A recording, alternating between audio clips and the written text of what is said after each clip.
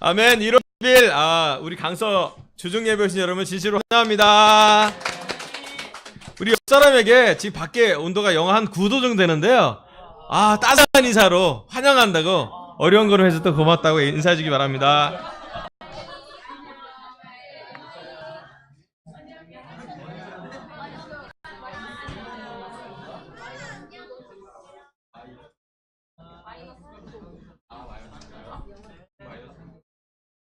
밖에 너무 춥죠? 오늘 교회 오는 발걸음이 쉽지만은 않을 텐데 여러분 얼굴 보니까 너무 기쁘네요. 우리 중에 몇몇 제자들은 내일 우리 잔옥수 교사님 오셨을 때 일산 주중 예배 가신다 그래서 우리 미리 얘기를 하고 우리끼리 예배 소수정예로 예배를 드리라고 잘 부탁한다고 얘기를 했습니다. 전 특별히 오늘 우리 이익배 아버님 너무 환영하고 싶어요. 이 너무 추운데 이렇게 오시기 쉽지 않은데 기쁘게 너무 오셨고 너무 감사하고요. 이번 주일날은 또 저와 같이 아침 일찍 만나서 우리 형제들은 오전 10시에 뵀는데 9시에 만나서 같이 가기로 했어요. 그래서 너무 좋습니다. 아버님 계셔서 너무 감사하고요. 또 오늘 캠퍼스랑 같이 오기 전에 일찍 와서 밥 먹고 왔는데 캠퍼스 얼굴이 고기 먹은 얼굴이 있어서 경련하던 얼굴로 우리 정훈이가 있어서 감사한 것 같아요. 예, 우리 요즘 캠퍼스가 그 연대에서 만나서 일주일에 한 두세 번씩 만나서 화이트함도 하고 그다음에 성경 연구를 하기 시작했어요. 그래서 어떤 사람은 성경 역사를 연구하고 어떤 사람은 성경 인물을 연구하고 어떤 사람은 뭐 도시를 연구하기로 했는데 여러분 우리 캠퍼스가 하나님의 말씀 잘 공부할 수 있도록 기도해 주면 좋겠습니다. 제가 잠깐 기도하고요. 말씀 전하도록 하겠습니다. 함께 기도하겠습니다. 하나님 아버지, 너무나 추운 겨울입니다. 손을 얼리는 그런 추위가 있는데 추울수록 따스함이 너무 그립고 또 이렇게 아늑함이 너무 그리워지는데 하나님 품이 따스하고 우리 하나님이 주시는 성령의 불이 우리 마음속에 있을 때 마음부터 따뜻해질 것을 저희가 알고 있기에 너무 감사합니다. 아니면 더 추울 때 하나님을 보고 또 따스하게 사람들을 만날 수 있도록 인도해 주니 감사합니다. 또 이 예배당이 따뜻한 바람이 불어서 말씀을 들을 수 있는 준비를 하심에 감사합니다. 하나님 기도합니다. 이 시간만큼은 우리가 갖고 있는 모든 걱정, 우리가 갖고 있는 모든 세상적인 유혹들, 또 우리가 갖고 있는 당연하지만 필요한 많은 것들을 잠깐 내려놓고 하나님만 바라보길 원합니다. 우리 아버지가 이 주중 예배 때 얼마나 우리를 환영해 주는지, 우리 아버지가 우리 한 사람 한 사람을 얼마나 아들과 딸로서 환영해 주고 싶고 안아주고 싶고 너무 이렇게 업어주고 싶은지를 느낄 수 있기를 기도합니다. 하나님, 예수님 십자가가 우리 마음속에 헛되지 않아서 날씨가 좋을 때나 또는 어려울 때나 또는 힘들 때나 또 지칠 때나 주님과 함께 찬양하고 주님을 생각하면서 이 자리에 모였습니다. 하나님, 이 말씀으로 우리 모두가 하나님을 느낄 수 있길 바라겠고 다시 한번 성령님의 불길이 우리 마음을 휩쓰기를 바라서 우리 마음이 가득 차게 성령이 가득 차서 돌아갈 수 있도록 준비시켜 주길 기도합니다. 하나님, 이번 주에 특별히 좌넉수 교수님 오시는데 그 모든 일정들을 주님께서 놀랍게 준비해 주시고 그 모든 준비하는 손길에 하나님의 영을 더하셔서 통역이면 통역으로 또 번역이면 번역으로 또 많은 섬김은 섬김으로 하나님께서 그 시간을 빛내주길 간절히 기도합니다. 준비하는 손길에 하나님의 영이 더하길 바라며 이 시간 기도할 수 있으니 감사드리고 이 모든 말씀을 예수 이름으로 감사하며 기도합니다. 아멘. 아멘. 오늘은 제가 주일 예배는 성령에 대해서 매주 설교할 거고요. 주중 예배는 특별히 1분기는 성령님을 따라 사는 사람에 대해서 몇 명에 대해서 설교를 하려고 합니다. 특별히 오늘은 가장 성경의 위대한 사람이라고 나와 있는 사람이에요. 누굴까요? 성경에서 가장 위대한 사람이라고 예수님이 이야기한 사람이 있어요. 세례 요한이에요. 세례 요한. 자, 우리 마태복음 3장 1절부터 3절 보도록 하겠습니다. 여자여서 태어난 사람 중에 가장 위대한 사람이 예수님 얘기했잖아요. 세례 요한이래요. 우리 마태복음 3장 성경을 같이 열어서 마태복음 3장 1절부터 4절까지 제가 읽어보겠습니다. 그 무렵에 세례자 요한이 나타나서 유대 광야에서 선포하여 말하기를 회개하여라, 하늘나라가 가까이 왔다 하였다. 이 사람을 두고 예언자 이사야는 이렇게 말하였다. 광야에서 외치는 이의 소리가 있다. 너희는 주님의 길을 예비하고 그의 길을 곧게 하여라. 요한은 낙타털옷을 입고 허리에는 가죽띠를 띠었다. 그의 식물은 메뚜기와 들꿀이었다. 아멘. 여기 마태복음 처음에 예수님이 태어난 장면이 나타나고 또 동방박사가 나타난 다음에 제일 처음에 나오는 예수님의 복음을 준비하는 그 단계로 세례 요한, 세례자 요한이 나옵니다. 여기 나오는 세례 요한은 어떤 모습인가요?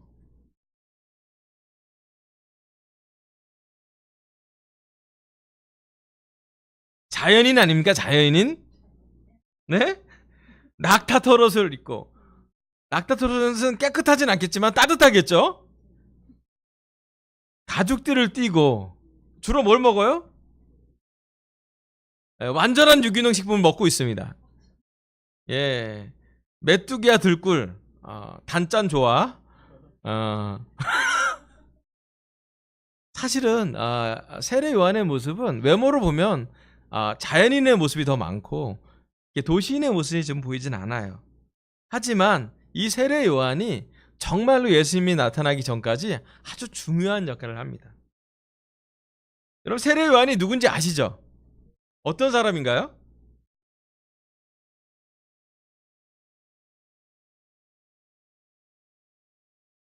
예, 예수님의 사촌 형이기도 하고요.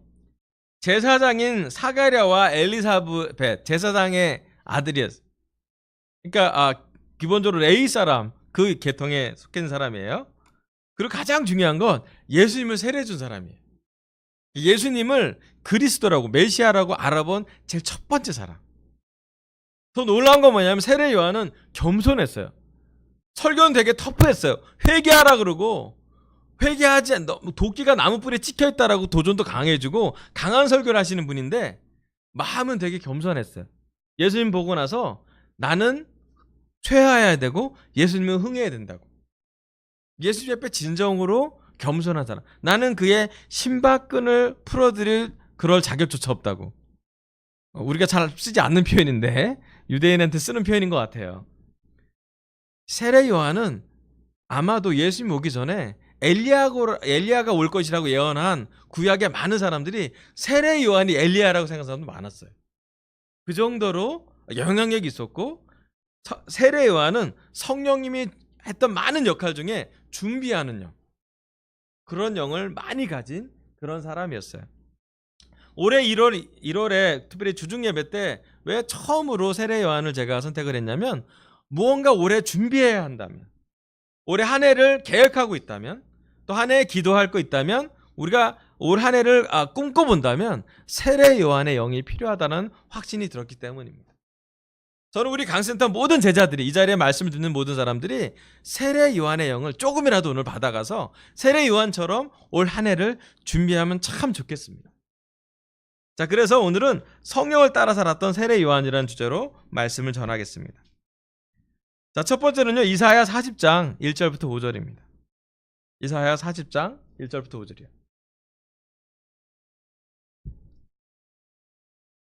그 중에는 성경을 좀 같이 찾아봤으면 좋겠습니다. 이사야 40장 1절부터 5절입니다.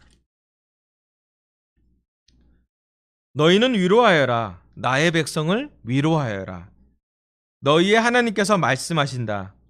예루살렘 주민을 격려하고 그들에게 일러주어라. 이제 복역 기간이 끝나고 죄에 대한 형벌도 다 받고 지은 죄에 비하여 갑절의 벌을 주님에게서 받았자라고 외쳐라. 한 소리가 외친다. 광야에 주님께서 오실 길을 닦아라. 사막에 우리 하나님께서 오실 큰 길을 곧게 내어라. 모든 계곡은 메우고 산과 언덕은 깎아내리고 거친 길은 평탄하게 하고 험한 곳은 평지로 만들어라. 주님의 영광이 나타날 것이니 모든 사람이 그것을 함께 볼 것이다. 이것은 주님께서 친히 약속하신 것이다. 아멘. 여기 이사야서 40장에 나오는 이스라엘을 위로하고 하는 하나님의 예언이 나옵니다. 하나님은 이사야 시절에 하나님의 백성이 이방인에게 포로로 끌려간 다음에 엄청나게 많은 고난을 당한 다음에 그 고난이 끝날 때쯤 돼서 이사야를 통해 예언을 했어요. 백성을 위로하라고.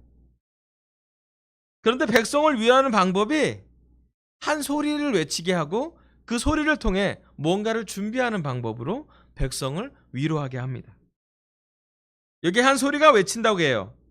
광야에 주님께서 오실 길을 닦아라. 사막에 우리 하나님이 오실 큰 길을 곧게 내어라. 모든 계곡은 메우고 산과 언덕은 깎아내리고 거친 길은 평탄하게 하고 험한 곳은 평지로 만들어라 라는 구절이 나옵니다. 여러분, 이 구절을 좀 상상해 보면 어떤 모습이에요? 이 구절을 보면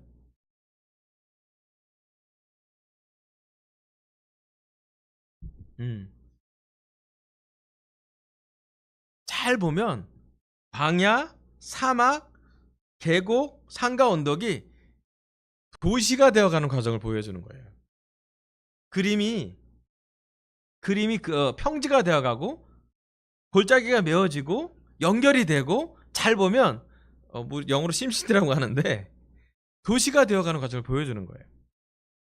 그런데 육적으로는 그렇게 그림이 그려지지만 실제로 어떤 걸 보냐면 하나님의 말씀이 사람들 마음속에 거친 것들을 다 제거하는 그런 모습으로 보여지고 있습니다. 여러분, 요즘 2018년이 시작됐는데 우리 마음은 하나님한테 줄곧 잘 뻗어 있는지 한번 봐야 돼요. 제 오늘 설교 첫 번째 포인트는요, 주님의 길을 예비하라입니다. 세례 요한이 소명으로 받았던 구절은 이사야 40장에 나오는 이 3절과 4절이었어요. 준비하라고요. 광야에 주님께서 오실 길을 먼저 내라고요. 사막에 하나님께서 오실 큰 길을 곧게 내라고요. 계곡은 메우고 산과 언덕은 깎아내리고 거친 길은 평탄하게 하고 험한 곳은 평지로 만들라고. 이 말씀의 하나하나 도시를 만들어가는 구절이 그 정도로 노력을 해서 해야 될 것 중에 하나가 뭐냐면 예수님이 오실 길, 하나님이 인도할 길로 우리를 준비하는 것에 있어요. 준비가 쉽지 않아. 이 대공사예요. 산과 이게 계곡을 깎는다는 거 너무 큰 일이죠. 한 도시를 만든다는 거 쉽지 않은 일이에요. 그렇지 않아요? 정말 대공사를 해야 또는 수십 년 공사를 해야 막 계곡을 깎는 것, 평지를 만든 것, 사막에 길을 내는 것 너무 쉽지 않은 일이에요. 근데 아주 중요한 걸 할 때는 꼭 하나님이 준비하는 영을 먼저 준비하는 것을 볼 수가 있어요. 여기 세례 요한은 거친 사람들의 마음, 산과 같이 높아져 있는 사람들의 교만들, 또 광야나 사막처럼 황량해져 있는 사람들의 마음을 준비해야겠어요. 그리고 그것을 잘 닦는 준비를 하게 했습니다. 여러분, 세례 요한이 어느 시점 지나서 자기가 살면서 자기 소명을 깨달았을 거예요. 특별히 이사야 40장을 볼 때 이거 내가 하나님이 부르신 구절이구나라고 깨달았을 거예요. 우리는 그냥 읽었지만 세례 요한은 이 구절이 평생에 그의 삶의 좌우명이 될 정도로 준비합니다. 마치 예수님이 준비된 것처럼 세례 요한을 하나님이 성령님의 영으로 미리 가서 준비시켜야 하는 것을 볼 수가 있습니다. 우리가 뭔가 올 한 해 큰 꿈과 기도가 있다면, 우리가 꿔야 될 기대가 있고 비전이 있다면 제일 먼저 우리는 준비하는 영이 필요한 것 같아요. 그렇지 않아요? 요즘 가장 준비하는 영이 많은 곳이 어딘지 아세요? 네, 저의 고향 강원도에선 난리가 났어요. 먼저 뭐가 난리 났냐면 지난 4, 5년 동안 길이란 길은 다 뚫어놨어요. 강원도 산이 많잖아요. 다 어떻게 했는지 아시죠? 굴로 다 뚫어놨어요. 그리고 나서 지금 고속철 전철이 가야 되잖아요. 전철은 급박하게 휠 수 없어요. 도로처럼 아주 완곡하게 휘잖아요. 속도를 내야 되기 때문에 다 뚫어놨어요. 이 구절처럼 평평 높은 데는 깎고요, 낮은 데는 올려갖고 강원도 지금 가면 서울에서 어떻게 가든 2시간 안에 갈 수 있도록 여러 가지 준비를 해놨어요. 그리고 지금 막 손을 꼽잖아요. 이제 2월 9일날 이제 스타트 한다고. 이제 한 달 거의 남든 30일 정도 남았어요. 이 관계자들이 얼마나 긴장하고 있을까요? 요즘 강원도지사 마음이겠습니까? 평창 동계 올림픽 준비위원장의 마음 보통 마음이겠습니까? 그들의 마음은 뭐 하나라도 틀리면 안 돼요. 그잖아요? 누구의 동선. 자, 미디어가 이렇게 되면 메달을 딴 사람, 메달한 단상을 어떻게 움직여야 되는지 여러 가지 준비를 하고 있을 거예요. 우리가 4년에 한 번 오는 이 올림픽을 갖고도 우리는 4년이 아니라 사실은 수년 동안, 적어도 10년 이상을 준비해야지 그 축제가 가능합니다. 그런데 이 성경 구절에 나오는 것처럼 요즘 우리는 하나님의 말씀을 받아들이기 위해서 얼만큼 마음이 준비되고 있는지 한번 물어보시면 좋을 것 같아요. 하나님은 한 사람의 한 영혼에게 말씀이 전해지기 위해서 정말로 수없이 많은 노력을 하고 계십니다. 광야에는 길을 내고요, 사막에도 큰 일을 내고요, 계곡도 메우고 산과 언덕을 깎아내리고 거친 길을 평탄하게 하고 험한 곳은 평지로 만들어져야 한 사람의 영혼이 하나님의 말씀을 들어가게 되지요. 제가 요즘 성역 공부를 하게 되는 시작되고 있는 몇몇 사람과 공부를 하면서 제가 느끼는 건 하나님이 하신 일이 정말 많다는 것이에요. 물론 우리도 준비해야 되지만 하나님이 준비하신 걸 보면 어떻게 그렇게 놀랍게 준비하고 계신지, 어떻게 정말 이렇게 많은 사람을 준비시키시는지, 또 어떻게 정말 하나님의 때에 하나님의 방법으로 하나님이 미리 준비하신 영으로 이 교회가 움직이는 걸 생각해보면 너무 놀랍다는 생각이 들었어요. 여러분, 지금 우리가 하나님의 영을 받았다면, 성령님과 함께 한다면 준비하는 영을 받으셔야 됩니다. 세례 요한은 이 말씀을 보고 이게 자기를 향한 글인 줄 알았고요, 자기가 이 말씀에 따라서 광야에 나갈 걸 결정했어요. 여러분, 이 시간 우리가 특별히 말씀을 듣기 위한 마음의 준비를 많이 했으면 좋겠습니다. 아멘. 여러분, 특별히 이번 주는 우리 잔옥수 교사님이 오세요. 아멘. 감사하게도 제가 이렇게 초청하는 연락 총책이 저라서 메일을 주고받기도 해요. 제가 너무 감사한 건 최선을 다해 준비해 오신 게 느껴져요. 벌써 설교할 것을 슬라이드, 파워포인트로 다 보내왔어요. 몇백 장을 보내오셨어요. 지금 어디선가 우리 제자 중에 영어가 가능한 제자들은 번역하고 있어요. 지금 여러분한테 한국말로 이렇게 통역된 슬라이드를 보여주려고 준비하고 계세요. 아마 내일 그 인천공항 들어오자마자, 도착하자마자 바로 일산으로 가서 일산에 주중 예배를 하십니다. 과학과 기독교라는 주제로 일산의 주제를 합니다. 그리고 그 밤을 주무시고 금요일날 오전에는 우리 중에 몇몇 사람들 참여하게 되는데, 우리 전임과 함께 교회 역사에 대해서, 특별히 중세랑 이후로 현재 우리 교회랑 연결되는 최근의 교회사에 대해서 많이 말씀을 나눌 거고요, 또 우리 전임 목사들과 많이 하기 때문에 질문과 대답 시간도 가지려고 합니다. 자, 금요일날 그 시간, 오전에 시간 갖고 난 다음에 바로 어디로 가시냐면 SRT 타고 대구 내려가십니다. 대구 일정을 잡았어요. 가고 싶다고.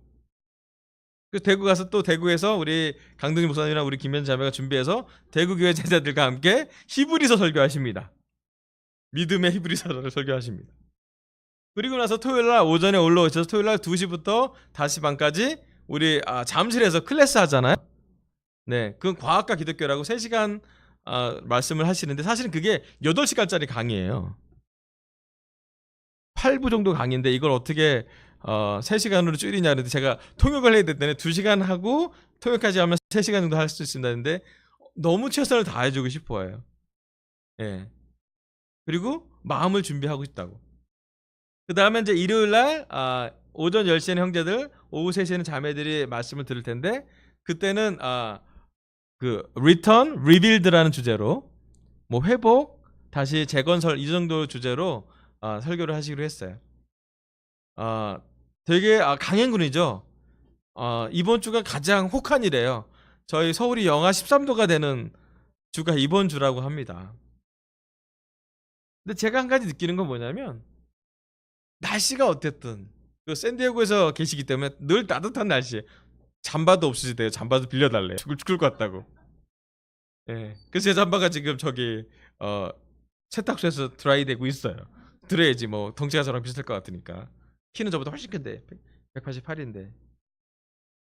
근데 제가 느끼는 건 뭐냐면, 말씀을 전하는 사람도 준비해야 되지만 말씀을 듣는 우리가 말씀의 마음이 열릴 수 있도록, 그리고 마음에 이렇게 약간 이렇게 돌과 같이 마음을 무겁게 하는 것들, 또는 마음을 딱딱하게 하는 것들이 있다면 잠깐 내려놓고 준비하는 영을 가졌으면 참 좋겠습니다. 세례 요한은 그 모든 하나님이 하실 일, 예수님이 하실 일에 대해서 하나씩 준비해 갔어요. 어느 하루 딱 나와서 놀랍게 설교한 게 아니라 아마도 여러 가지 많은 준비를 이미 했을 거라고 저는 믿어요. 우리 또한 그냥 앉아서 물론 설교를 듣지만 기도했으면 좋겠어요. 이번 주에 있을 설교 말씀이 어떤 말씀이 어떻게 내 마음을 감동을 시켜서 어느 부분을 터치하게 해달라.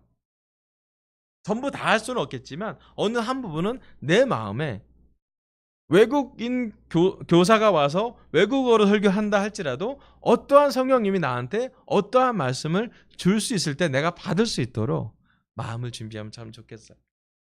그러면 하나님이 우리한테 그 말씀을 통해 역사할 거라고 저는 믿어요. 물론 우리의 각자 필요가 너무 많은 거 잘 알고 있어요. 날씨만큼이나 우리 삶에 무거움이나 추움이 있다는 것도 알고 있어요. 또 우리를 분산시키는 좋은 많은 것들이 있을 거라 생각이 들어요. 하지만 이번 주만큼은 잠깐 내려놓고 말씀을 들을 준비면 좋겠어요. 세례 요한처럼 주님의 길을 예비하는 우리의 마음이 됐으면 좋겠습니다. 아멘. 두 번째는요, 세례 요한은 성령님께서 요한을 광야에서 외치게 했다 했습니다. 여기 보면 성령님이 세례 요한을 어디로 가게 해요?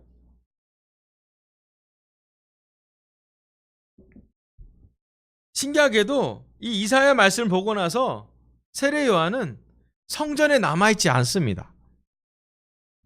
아까 잠깐 설명했지만 세례 요한이 어렸을 때 자랄 때는 제사장이었던 사가랴와 엘리사벳의 아들로 자랐더라면 그는 성전 가까이서 자랐어요. 성전 음식을 먹었고요. 그의 삶은 성전과 뗄 수 없는 레위 사람으로서의, 제사장의 아들로서의 삶으로 준비되었을 거예요.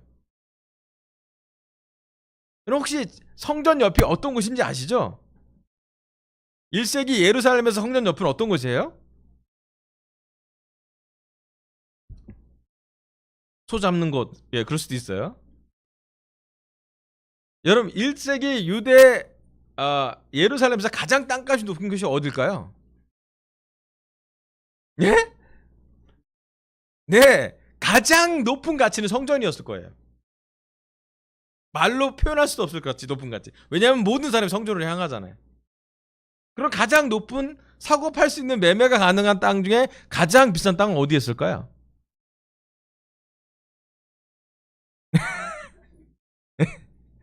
정확히 이야기하면 제사장이 사는 곳이었어요. 가장 비싼 곳, 가장 성전과 하루길을 안 걸어질 정도에 가까운 곳, 안식일에도 성전에 갈 수 있는 그 거리, 그 육로로 그 거리가 이스라엘 속에서 가장 비싼 곳이고 최고의 곳이었어요.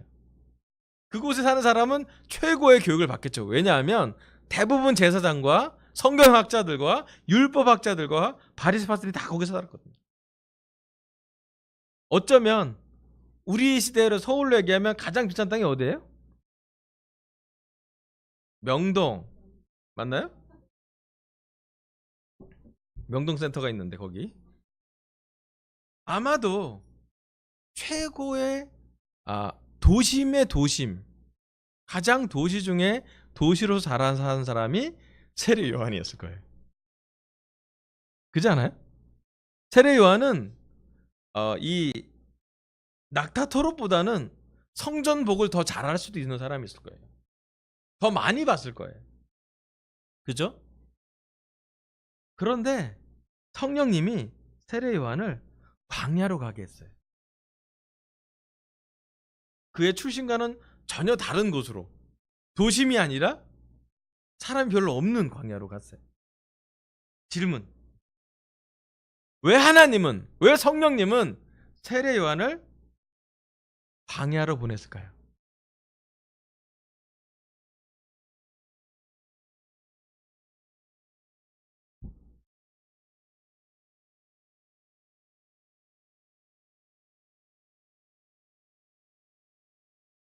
참 신기해요. 사람이 많은 곳으로 갔었다면 성전이었을 거예요. 회당에 사람들이 많이 모여요. 시장에 사람들이 많이 모여 있었을 것 같아요. 그런데 왜 하필이면 하나님은 세례 요한을 광야로 인도하게 하였을까? 우리 누가복음 4장 1절부터 2절 잠깐 볼게요. 마지막 구절입니다. 누가복음 4장 1절부터 2절. 예수께서 성령으로 가득하여 요단강에서 돌아오셨다. 그리고 그는 성령에 이끌려 광야로 가셔서 40일 동안 악마에게 시험을 받으셨다. 그동안 아무것도 잡수시지 않아서 그 기간이 다 했을 때는 시장하셨다. 아멘. 예수님이 성령으로 가득하여 요단강에서 돌아왔대요. 요단강에서 뭐 했죠, 예수님?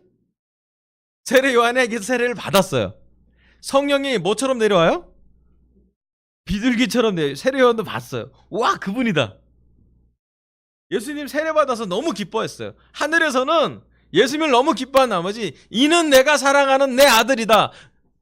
그 표현이 성경에서 나와요. 예수님과 하나님이 너무 하나가 되는 놀라운 시간을 세례를 통해서 경험하고 성령님이 충만했어요. 그런데 그 충만한 성령을 갖고 어딜 가요? 신기하게도 성령님이 충만했는데 바로 성전으로 가야죠. 그잖아요? 우리가 예상하는 성령님이 충만하면 성전 또는 회당에 갔을 거라고 생각할 수 있는 사람이 되게 많았어요. 그게 더 논리적이에요, 사실은. 합리적이기도 하고요. 그런데 성령님이 가득 찬 예수님이 성령님에 의해 이끌려간 곳은 광야였어요. 광야에 뭐가 있길래? 왜 성령님은 예수님을 끌고 광야로 갔을까요? 가득 찼는데.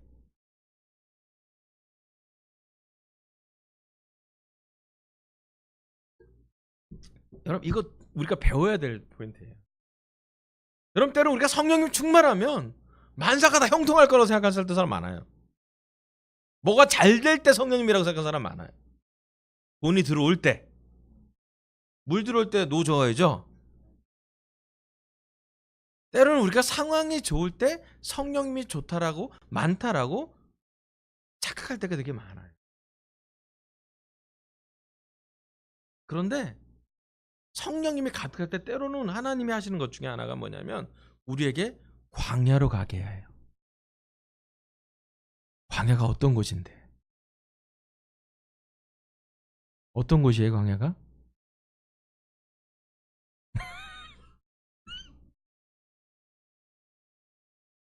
첫 번째 광야는요, 사람이 없어요. 여러분, 사람이 없는 데 가면 어떻게 돼요?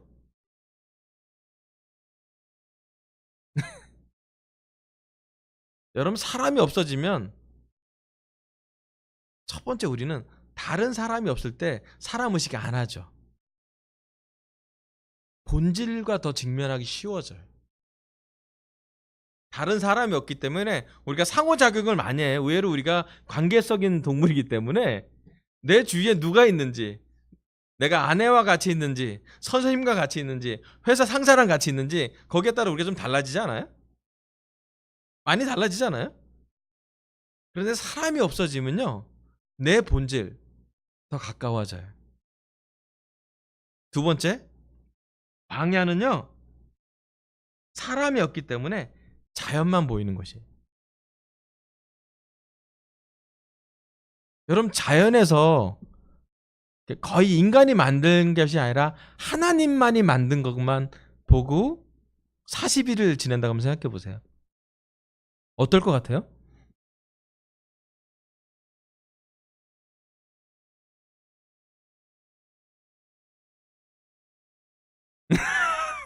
파탄될 것 같아요. 우리는 그럼 막 생존 모드 만들죠. 뭘 만들어야 되고 불을 피워야 되고 그럴 것 같아요. 그죠? 그런데 한 가지 확실하게 알면, 여러분, 자연을 많이 볼수록 하나님을 느낄 수 있어요. 둘 중에 하나가 돼요. 광야에 가면 완전히 하나님과 하나가 되거나 완전히 외로워서 우울해지거나. 중간이 없죠. 그죠? 광야는 하나님을 의지해야만 살아남는 공간이 돼요.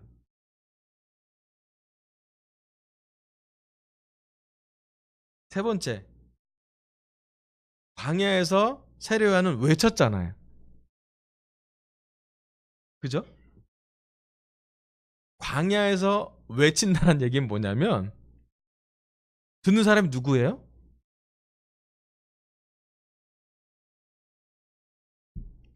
광야에서 외치면 제일 많이 듣는 사람이 하나님이랑 자기밖에 없어요. 듣는 사람 거의 없잖아요. 광야에서 외칠 때 진짜 믿음의 복음이 돼요. 여러분, 때로는 우리가 복음을 다른 사람에게 전달해야 되고, 복음을 전략적으로 어떻게 전달해야 될지, 전도를 어떻게 해야 될지 막 공부해야 되긴 해요, 사실은. 그런데 그거 위에 계신 게 하나님의 방법이 있어요. 그게 뭐냐면, 광야에서 가장 크게 외치면 자기한테 외치는 거가 많아요. 여러분, 세례 요한이 회개하라고 하면 누가 가장 많이 회개했을까요? 네, 회개한 모습이었을 거예요. 세상적인 걸 다 떠내고 낙타토들을 입고 메뚜기와 석청을 먹으며 사는, 사실은 어떻게 보면 가장 세속적이지 않은 삶을 사는, 그리고 나서 설교해요. 강하게 설교해요. 왜? 잃을 게 없기 때문에, 놓을 게 없기 때문에, 정치적으로, 경제적으로, 감정적으로 어디 구속받지 않기 때문에 세례 요한은 담대하게 설교했어요. 예수님도 세 가지 아주 큰 유혹을 받았어요. 빵이 되게 해라, 돌이 빵이 되게 하라고, 그러고 뛰어넘어도 다치지 않게 하라고, 나한테 경배하라고, 절하라고. 사탄한테 어쩌면 모든 인간이 느끼는 가장 큰 세 개의 유혹을 받았을 거예요. 그 유혹을 40일 동안 금식하면서 싸워서 이겨냈을 때 광야에서 돌아온 예수님이 어떤 마음이었는지, 어쩌면 세상에 있는 많은 것들과 좀 거리가 된, 어쩌면 많은 것이 초월해되어져 있는 하나님의 아들로서 예수님으로 변해서 왔을 거예요. 여러분, 이 시간 정말로 우리가 하나님을 만나고 싶다면 여러분, 광야로 가세요. 세례 요한은요, 광야에서 외쳤어요. 그런데 너무 신기한 게 뭐냐면, 광야에서 외치는데 사람들이 광야로 가요. 성전에서 외친 것도 아니고, 회당에서 외친 것도 아니고, 시장에서 외친 것도 아닌데, 사람들이 세례 요한이 올바른 하나님이 원하시는 때에 하나님이 원하시는 말씀으로, 하나님이 원하는 방법으로 하나님처럼 설교했더니, 우와, 사람들이 광야로 가기 시작했어요. 군인들도 오고요. 제사장들도 오고요. 별 사람들이 다 와요. 여러분, 제가 한 가지 기도하는 건 뭐냐면 이 강서센터에 사람들이 정말 기쁘게 오길 바래요. 아멘. 많은 사람이 오길 바래요. 아멘. 그런데 제가 한 가지 깨달은 건 뭐냐면 우리가 세례요한이 되면 돼요.